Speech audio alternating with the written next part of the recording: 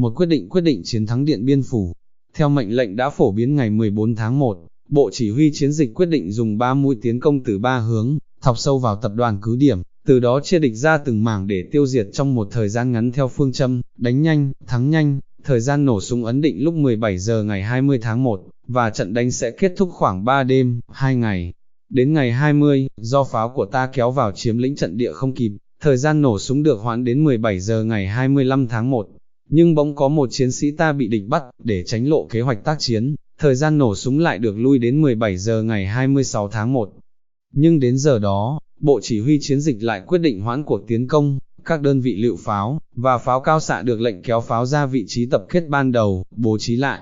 Các đại đoàn bộ binh được lệnh tiếp tục chuẩn bị thêm thế trận bao vây tiến công theo phương châm, đánh chắc, tiến chắc. Riêng đại đoàn 308 phải rút khỏi trận địa phía tây Mường Thanh, hành quân cấp tốc sang Thượng Lào cùng bộ đội bạn tiến công, truy kích địch trên phòng tuyến sông Nậm Hu.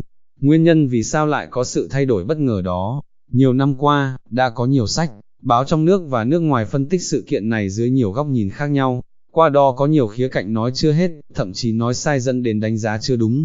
Giờ đây để nói đúng sự thật, tôi tìm đọc rất kỹ hồi ký của Đại tướng Võ Nguyên Giáp viết về Điện Biên Phủ. Tôi tìm gặp nhiều đồng chí cán bộ đã có mặt trong sở chỉ huy chiến dịch Điện Biên năm xưa, nghe các đồng chí kể rõ thêm và tôi đã tìm được câu trả lời. Thực tế chủ trương, đánh nhanh, thắng nhanh là đề nghị của bộ phận đi trước chuẩn bị chiến trường, do đồng chí Hoàng Văn Thái, tham mưu trưởng chiến dịch phụ trách. Vì lúc đó ở Điện Biên Phủ, địch mới có 11 tiểu đoàn bộ binh, 3 tiểu đoàn pháo binh, 1 tiểu đoàn công binh, một đại đội 10 chiếc xe tăng và 14 chiếc máy bay thường trực ngay sân bay Mường Thanh.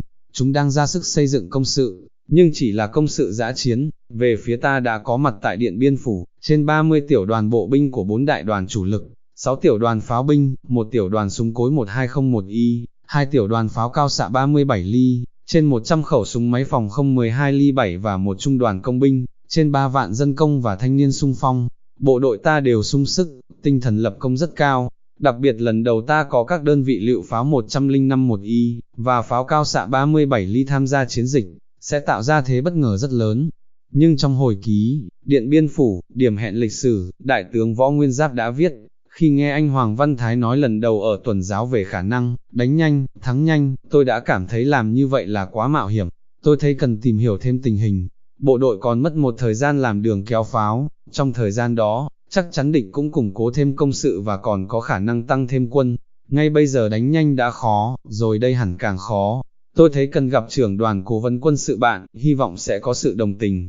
Đại tá Hoàng Minh Phương, nguyên phiên dịch trung văn cho Đại tướng Võ Nguyên Giáp tại Điện Biên Phủ, kể, Đại tướng Võ Nguyên Giáp sang gặp ông Vi Quốc Thanh, trưởng đoàn cố vấn quân sự Trung Quốc, nói, tôi với anh đã bàn ở hậu phương dự kiến đánh chắc, tiến chắc, ta đã báo cáo Bác Hồ và Trung ương là đánh 45 ngày, giờ đây anh em định giải quyết trong 3 đêm, 2 ngày, anh tính sao? Ông Vi là người thận trọng, nhưng cũng bảo, tôi thấy anh Mai Gia Sinh và anh Hoàng Văn Thái đi nghiên cứu cả tháng trời rồi, đúng là có khi phải đánh nhanh, nếu không sẽ bỏ lỡ cơ hội.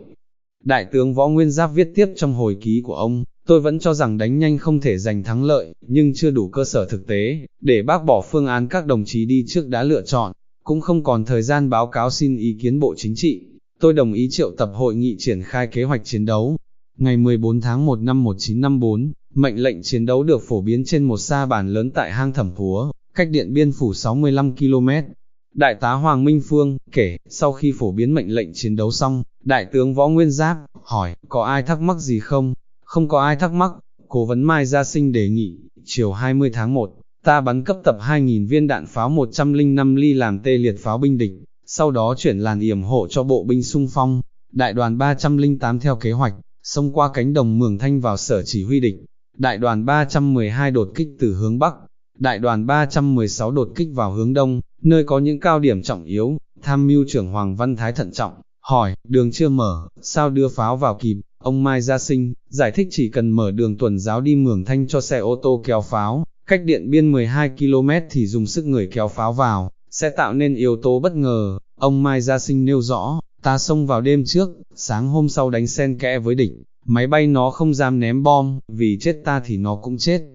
Kết thúc hội nghị, như để chuẩn bị tư tưởng cho bộ đội, Đại tướng Võ Nguyên Giáp, nói, nay ta đánh theo phương án này, nhưng trong quá trình chuẩn bị cần chú ý theo dõi nắm vững tình hình địch, để khi địch có thay đổi, ta phải kịp thời xử trí. Tôi ngồi dịch cho cố vấn nghe, trước mặt ba quân, đại tướng không có biểu hiện gì do dự, căng thẳng cả, nhưng ông vẫn có vẻ không xuôi cái phương án đánh nhanh này. Quả nhiên mỗi ngày sau đó, tình hình địch đều có nhiều thay đổi. Đồng chí Lê Trọng Nghĩa, nguyên cục trưởng cục quân báo trong chiến dịch Điện Biên Phủ, kể, đêm 22 tháng 1, tôi nhận được tin, địch đã biết rõ kế hoạch của ta đánh Điện Biên Phủ.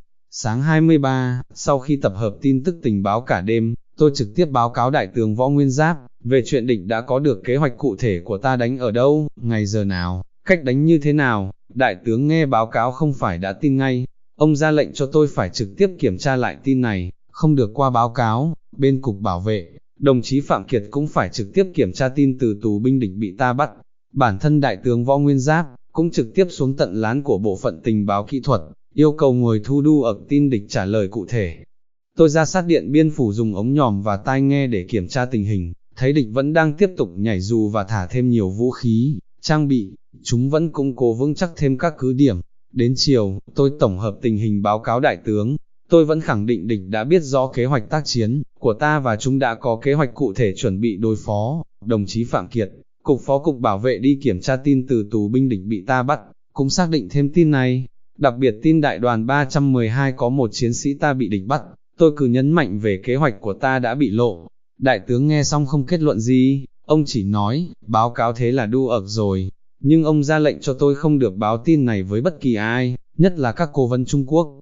Đại tá Hoàng Minh Phương, kể, ngày 23 tháng 1, đồng chí Phạm Kiệt đi theo dõi đơn vị kéo pháo gọi điện về sở chỉ huy báo cáo đại tướng Võ Nguyên Giáp với nhận xét, pháo của ta đều đặt trên trận địa dã chiến, địa hình rất trống trải, một số pháo vẫn chưa kéo được tới trận địa. Nếu ta đánh, địch phản kích bằng pháo binh và không quân, thậm chí xe tăng nó sụp ra, ta sẽ khó tránh khỏi tổn thất. Đại tướng Võ Nguyên Giáp đánh giá rất cao ý kiến của đồng chí Phạm Kiệt. Ông cho rằng đây là cán bộ đầu tiên và cũng là duy nhất dám nói sự thật khó khăn. Đại tướng Võ Nguyên Giáp viết tiếp, đêm 25 tháng 1, tôi không sao chợp mắt, đầu đau nhức, tôi đã hiểu vì sao mọi người đều lựa chọn phương án đánh nhanh. Lý do chính là thời gian chuẩn bị kéo dài, địch sẽ tăng thêm quân, tập đoàn cứ điểm ngày càng mạnh, sẽ làm ta mất thời cơ tiêu diệt địch. Đặc biệt mọi người đều tin vào khí thế của bộ đội khi xuất quân, tin vào sức mạnh tinh thần, nhưng sức mạnh tinh thần cũng có giới hạn. Chúng ta không thể giành chiến thắng bằng bất cứ giá nào, mà phải giữ vốn liếng cho cuộc chiến đấu lâu dài. Đại tướng Võ Nguyên Giáp phân tích 3 khó khăn hiện lên rất rõ. Thứ nhất, bộ đội chủ lực ta đến nay chỉ tiêu diệt cao nhất là tiểu đoàn địch tăng cường, có công sự vững chắc, như ở Nghĩa Lộ.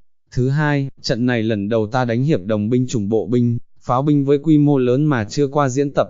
Thứ ba, bộ đội ta, từ trước tới nay chỉ quen tác chiến ban đêm ở những địa hình dễ ẩn náu, chưa có kinh nghiệm đánh công kiên ban ngày trên địa hình bằng phẳng với kẻ địch có ưu thế, về máy bay, pháo binh và xe tăng. Trận đánh sẽ diễn ra trên một cánh đồng dài 18 km, rộng từ 6 đến 8 km. Tất cả mọi khó khăn đó đều chưa được bàn bạc kỹ và tìm cách khắc phục. Đại tướng Võ Nguyên Giáp viết, tôi nhận thấy phải cho các đơn vị rút khỏi trận địa để nghiên cứu một cách đánh khác. Dù bộ đội có thắc mắc, phải chuyển từ phương án đánh nhanh, thắng nhanh, sang đánh chắc, tiến chắc. Ngoài công tác chuẩn bị đánh địch ở Điện Biên Phủ, bộ đội ta cần có những hoạt động tạo nên bất ngờ mới cho địch. Tôi nghĩ trước mắt hãy điều ngay một cánh quân sang Thượng Lào, thu hút quân địch về hướng này, có thể quét sạch hành lang Điện Biên Phủ, Luông và băng chúng mới lập ở lưu vực sông Nậm Hu, và cần nhắc Liên khu 5 triển khai nhanh chiến dịch ở Tây Nguyên. Đại tá Hoàng Minh Phương, kể, sáng sớm ngày 26 tháng 1 năm 1954, trước khi họp Đảng ủy mặt trận, Đại tướng Võ Nguyên Giáp gặp đồng chí Vi Quốc Thanh, trưởng đoàn cố vấn quân sự Trung Quốc, nói, qua theo dõi tình hình, tôi cho rằng địch không còn trong trạng thái lâm thời phòng ngự, mà đã trở thành một tập đoàn cứ điểm, phòng ngự kiên cố, vì thế không thể đánh theo kế hoạch đã định. Ông nói tiếp 3 khó khăn lớn của bộ đội, rồi kết luận, nếu đánh là thất bại. Cố vấn Vi Quốc Thanh, hỏi, ý Võ Tổng thế nào? Đại tướng Võ Nguyên Giáp, nói, ý định của tôi là ra lệnh hoãn cuộc tiến công ngay chiều hôm nay, thu quân về vị trí tập kết, chuẩn bị lại theo phương châm đánh chắc, tiến chắc. Sau giây lát suy nghĩ, cố vấn Vi Quốc Thanh cũng nói, tôi đồng ý với Võ Tổng, tôi sẽ làm công tác tư tưởng với các đồng chí trong đoàn cố vấn. Cuộc họp Đảng ủy mặt trận được triệu tập ngay sáng 26 tháng 1. Đảng ủy trao đổi hồi lâu vẫn chưa đi tới kết luận, cuộc họp tạm dừng. Đại tướng Võ Nguyên Giáp viết tiếp, khi cuộc họp tiếp tục, tôi nói, tình hình rất khẩn trương, cần sớm có quyết định. Trước khi tôi ra đi, Bác Hồ đã trao nhiệm vụ, trận này rất quan trọng, phải đánh cho thắng, chắc thắng mới đánh, không chắc thắng không đánh. Nay với tinh thần trách nhiệm trước Bác và Bộ Chính trị, Tôi đề nghị các đồng chí trả lời câu hỏi, nếu đánh, có chắc thắng 100% không? Mọi người đều tỏ ra phân vân và lát sau, Đảng ủy đi tới nhất trí là, trận đánh có thể gặp nhiều khó khăn mà ta chưa có biện pháp cụ thể để khắc phục. Tôi kết luận, quyết tâm tiêu diệt địch ở Điện Biên Phủ vẫn giữ vững, nhưng để đảm bảo nguyên tắc cao nhất là, đánh chắc thắng, cần chuyển phương châm tiêu diệt địch từ, đánh nhanh, thắng nhanh sang đánh chắc, tiến chắc. Nay quyết định hoãn cuộc tiến công, tôi ra lệnh cho bộ đội trên toàn tuyến lui về địa điểm tập kết và kéo pháo ra. Tôi phân công anh Hoàng Văn Thái ra lệnh cho các đơn vị bộ binh, tôi ra lệnh cho pháo binh và trao nhiệm vụ mới cho đại đoàn 308, hướng sang Luông Pha Băng tiến quân, dọc đường gặp địch tùy điều kiện cụ thể mà tiêu diệt. Chú ý giữ vững lực lượng, khi có lệnh phải trở về ngay. Đồng thời tôi chỉ thị cho một bộ phận nhỏ mang theo máy vô tuyến điện đi, về phía Mộc Châu, mỗi ngày 3 lần đánh điện báo cáo, đại đoàn 308 đã về tới XY, điện mật sen đôi tiếng không dùng mật mã, làm cho địch tưởng đại đoàn 308 đã rời Điện Biên Phủ, quay về đồng bằng. Ngay tối hôm đó, tôi không dùng điện đài, mà viết thư cho xe chạy hỏa tốc về đề nghị Bộ Chính trị, và Bác Hồ cho chuyển sang phương châm đánh chắc, tiến chắc, quyết giành thắng lợi. Nhưng chiến dịch sẽ phải kéo dài, cần khắc phục những khó khăn lớn về hậu cần. Đại tướng Võ Nguyên Giáp viết, trong ngày hôm đó, tôi đã thực hiện một quyết định khó khăn nhất trong cuộc đời chỉ huy của mình. Và chỉ mấy ngày sau, Sở Chỉ huy Chiến dịch đã nhận được điện tối khẩn trả lời, Bộ Chính trị và Bác Hồ, phê chuẩn chủ trương của Đảng ủy Mặt trận chuyển phương châm tác chiến sang, đánh chắc, tiến chắc. Trung ương Đảng và Chính phủ sẽ động viên lực lượng toàn dân chi viện cho tiền tuyến, quyết tâm tiêu diệt toàn bộ quân địch tại Điện Biên Phủ.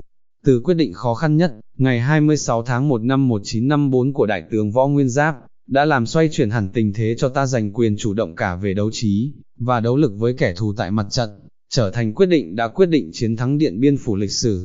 Đại tá Nguyễn Xuân Mai, chiến sĩ Điện Biên Phủ, nguyên tổng biên tập báo Cựu Chiến binh Việt Nam, nguyên tổng biên tập báo Phòng không không quân. Nhớ bấm đăng ký theo dõi để nhận được nhiều thông tin mới nhất.